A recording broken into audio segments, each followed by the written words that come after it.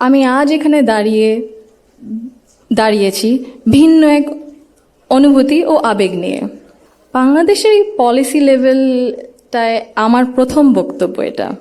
আমি এমন কেউ নয় যার কাছে সব প্রশ্নের উত্তর আছে বা সব সমস্যার সমাধান জানা আছে। তবু আমি বিশ্বাস করি নিজের ছোট্ট জায়গা থেকেও সমাজের জন্য, দেশের জন্য কিছু করার আন্তরিকতা আমাদের সবার মধ্যে থাকা উচিত। বাংলাদেশ নিয়ে ব্যারিস্টার জাইমা রহমান কেমন স্বপ্ন দেখেন, কি ভাবেন, একটু শুনতে চাইবো। May I kindly request you barrister Zaima Rahman to come to the stage and say something about this for your special remarks. Thank you. আমাকে শোনা যাচ্ছে? বিসমিল্লাহির রহমানির রহিম। শ্রদ্ধেয় প্রধান অতিথি জনাব আমির খসরু মাহমুদ চৌধুরী, সম্মানিত অতিবৃন্দ, আসসালামু আলাইকুম। শুরুতে আমি আন্তরিক ধন্যবাদ জানাই আয়োজকদের, যারা আজকের এই সুন্দর আয়োজনটি করেছেন, যেখানে আমরা সবাই আমাদের ভিন্ন ভিন্ন মত, পথ ও অবস্থান প্রকাশ করার সুযোগ পাচ্ছি। আজ আমরা যারা এখানে উপস্থিত, আমরা সবাই একরকম নয়। আমাদের আদর্শ আলাদা, অভিজ্ঞতা আলাদা, দৃষ্টিভঙ্গিও আলাদা, কিন্তু তারপরেও আমরা একসাথে বসেছি, আলোচনা করছি, কারণ আমরা সবাই দেশের জন্য, দেশের মানুষের জন্য ভাবছি। আর এই ভিন্নতা নিয়ে একসাথে কথা বলছি, একের পর এক শুনছি। এটাই গণতন্ত্রের আসল সৌন্দর্য। আমার আগে যারা সম্মানিত প্যানেলিস্টরা কথা বলেছেন, তাদের সবাইকে আন্তরিক ধন্যবাদ জানাই। আপনারা অনেক কিছু বলেছেন, হয়তো বা আমিও বলে ফেলবো। সো আমাদের একটা মাইন্ডসেটে আই থিঙ্ক সিমিলারিটি আছে। আমার খুব ভালো লেগেছে শুনে। আমি আজ এখানে দাঁড়িয়েছি ভিন্ন এক অনুভূতি ও আবেগ নিয়ে। বাংলাদেশের এই পলিসি লেভেলটায় আমার প্রথম বক্তব্য এটা। আমি এমন কেউ নয় যার কাছে সব প্রশ্নের উত্তর আছে বা সব সমস্যার সমাধান জানা আছে।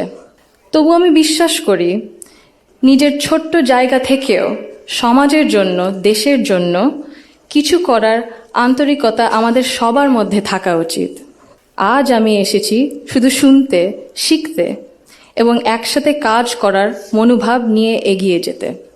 Today's dialogue is about women shaping the nation. But before we speak about shaping the future, we must be honest about the everyday reality shaping women's lives in Bangladesh. My earliest understanding of women's roles in society came from my family, as it does for most of us. Long before we encounter policies or laws or institutions, our homes become our first classrooms. They teach us what is possible, what is acceptable, and what is expected. In my home, certain things were never questioned. It was never questioned whether a woman could pursue an exemplary medical career while raising a family. It was never questioned whether a woman could build a nationwide social welfare organization on her own merit. It was never questioned whether a woman was fit to lead, to command authority in a room full of men. And it was never questioned whether the men in our lives would stand alongside the women in their lives as equals. My mother continued to excel professionally as a cardiologist in government hospitals, often in patriarchal settings, because she had encouragement and support at home to balance both career and family. In 1979, my Nanu, Saida Iqbal Mandbanu, began using her own home to open a free elementary school for vulnerable and disadvantaged children. What began as a personal act of care grew into one of the earliest NGOs in Bangladesh, Shurubhi, creating meaningful and lasting change in young people's lives. The belief that women's dignity must be recognized both privately and publicly was also reflected in my grandparents' lives and leadership beyond our family. My grandfather, President Zia Rahman, understood that development was incomplete if women were excluded. He saw women as capable contributors at home, at work, and in public life, and that belief carried into the choices he made as a leader. Under his leadership, the expansion of the garment sector meant millions of women entered formal work for the first time, gaining independence and income. The creation then of the Ministry of Women's Affairs reflected a conviction that improving the lives of women and girls required intention and structure. These were not just policy decisions, but they were an extension of the values that he lived by personally. That foundation was carried forward by my grandmother, Begum Khaleda Zia, who understood the transformative power of education that gave women voice, choice, and confidence. Under her leadership, girls' education was treated as a right, not a privilege. Free secondary schooling, alongside programs such as Food for Education, Cash for Education, helped to keep millions of girls in schools and change the course of families across the country. Her female secondary school assistance project achieved gender parity for the first time in secondary education and became a model replicated beyond Bangladesh.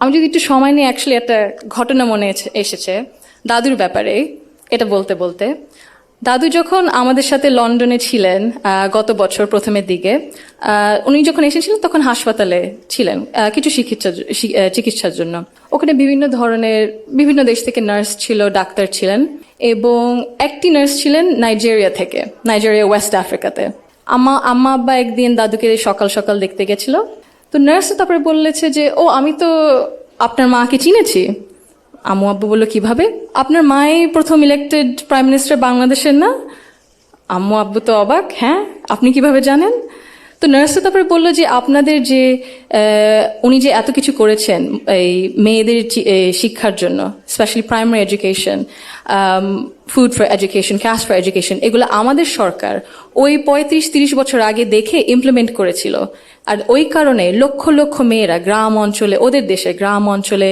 বিভিন্ন জায়গায় সদরে এখনো শিক্ষা পাচ্ছে অন্তত primary education লেভেলে so ভাবলাম একটু শেয়ার যদি করি এখানেই করবো আপনাদের সাথে জি She also understood that education alone was not enough if women were not supported to remain in public and economic life. Supporting women to access credit, build livelihoods, and grow small businesses mattered. So did recognizing the realities of motherhood, of childcare, and that required systems being strengthened around maternity leave and childcare, which she did. That is because women were made to choose between family and participation in the economy. For me, these legacies show the values that I saw both reflected at home and in public.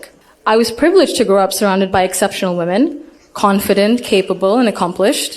I was equally fortunate to have male role models, including my father and my grandfather, who valued those women and never felt threatened by their strength or ambition. In fact, the 4 most important people in my father's life, in my opinion, have been women for decades. And he has treated them with deep respect and reverence, not as an exception, but as the norm.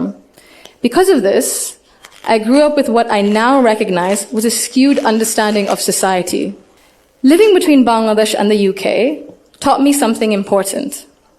Policies and access alone do not create equality. You can expand education, pass laws, set national targets, but if social norms and daily expectations and mindsets remain unequal, empowerment remains fragile. This is not about overt discrimination.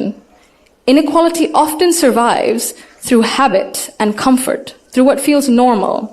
In Bangladesh, women still perform around 85% of unpaid household and care work, spending over 7 times as many hours as men on this labor each day.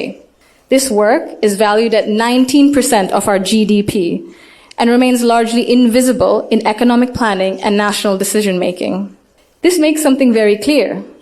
Gender equality is not a women's issue, it is an economic and national issue. When women carry the bulk of responsibility, their participation in the formal economy suffers. Despite significant gains in girls' education, women's labor force participation in Bangladesh remains below 40% compared to over 80% for men. Women are far more likely to step back from paid work after marriage or childbirth, not because they lack ability or ambition, but because systems assume they will absorb the cost. This imbalance begins early. Girls are expected to adjust their ambitions around family needs, while boys are rarely taught that responsibility and care are shared obligations. Over time, this became structural and progress stalls. Women are already leaders, and many of those leaders are in this room today. Women who have carried institutions, families, movements, and communities forward, generation after generation. Bangladesh's progress bears your fingerprints, even when history has not always said your name out loud. This brings me to a central point. Belief means nothing without action. To the men among us, our fathers, our brothers, our sons, our husbands, our colleagues and friends, your support for women's rights matters. Your celebration of women's success matters. But equality cannot survive on words alone. If systems and expectations continue to rely on women's sacrifice as the default, inequality continues comfortably. Fathers, in particular, I believe, have a unique role in breaking this cycle. I'm an only child, and I never was once made to feel that my parents wished for a son instead. My father once scolded someone for even asking that question. He understood that while I was treated with respect and care at home, the world outside would not always be the same. So he made sure that I could navigate it with confidence. What shaped me were not his speeches, but his consistency. Through his daily choices, he showed me what I should expect from the world. This is how change becomes sustained. When men confront in our lives, in our homes, unconscious bias honestly and model their behavior through respect and action, they create space for women not just to survive, but to thrive. In Bangladesh, the cost of inaction is visible. Girls' dropout rates sharply rise during adolescence. Women in public life, in leadership, face harsher judgment. In Bangladesh alone, there's a statistic that 78% of women have faced harassment online, primarily from Facebook. Education and opportunity collapse if inequality at home and in mindset remains untouched. And for a country facing climate change, economic and political transition, demographic pressure, Bangladesh cannot afford to sideline half its population through exhaustion and social expectation.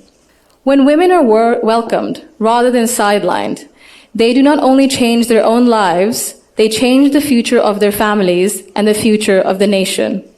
If Bangladesh wants real progress, not symbolic success stories, but sustained national development, then empowerment cannot stop only at classrooms, only in offices or policies. They must reach our homes, our institutions, and our mindsets. And it must be the responsibility of all of us. I thank you all for engaging in an inclusive dialogue today that reflects the true spirit of progress. Thank you. Thank you so much for your valuable opinion and remarks, Barrister Zaima Rahman. May I kindly request you to be seated on the stage with us.